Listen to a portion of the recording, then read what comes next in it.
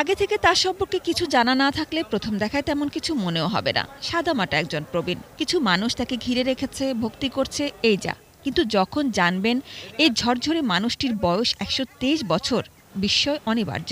আর যখন জানা যাবে যে নানা চেকআপে দেখা গেছে তার শরীরের অঙ্গ প্রত্যঙ্গগুলো এই বয়সেও অদ্ভুত রকম সুস্থ, তখন বিস্ময় বাড়বে বই, কমবে না। My tongue is well controlled. That's why no disease. Our life is well disciplined. That's why no disease. আমি যখন তখন খাবো না। আমি খেলে কিন্তু পেট খারাপ করে, যখন আমার পেট কত নরম। 2 মিটার বেশি লাগে না। একটা লোকের জীবন ধারণ করতে দেখো কি সুন্দর, দেখো কোনো রোগ নাই। স্বামী শিবানন্দের দিন শুরু ভোর ৩টায়। সারাদিন জপ, দান, ধ্যান, সেবা শেষে রাত ৯টায় ঘুমোতে যান। ক্ষুধার্ত মানুষের প্রতি মমতা থেকে তার খাদ্য তালিকা খুব সংক্ষিপ্ত।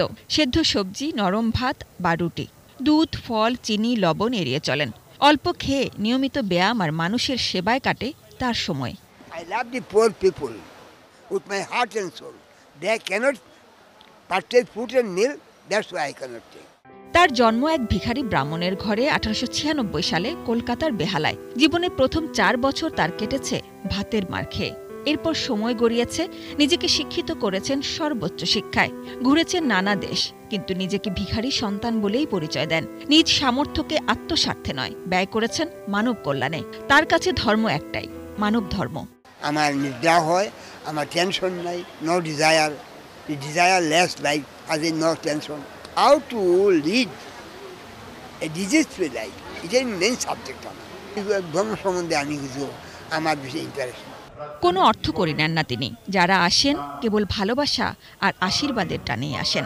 আপনি কল্পনা করতে পারবেন না যে ওনার স্পিরিট এবং ওনার ব্রেন কত শার্প। বাবার চলাফেরার মধ্যে কোনো হিংসা, নিন্দা, ওই সমস্ত কোনো কিছু আমরা দেখতে পাই না। আশীর্বাদ চাই আমরা যেন সকলে সুস্থ থাকি, ভালো থাকি, এটাই। ঠিক আছে, আমাকে একটু আশীর্বাদ করে দেন। বেনারসে যেতে বলছে, আমরা আশীর্বাদ করছি। Sajeda Sweety, ATN news, Dhaka.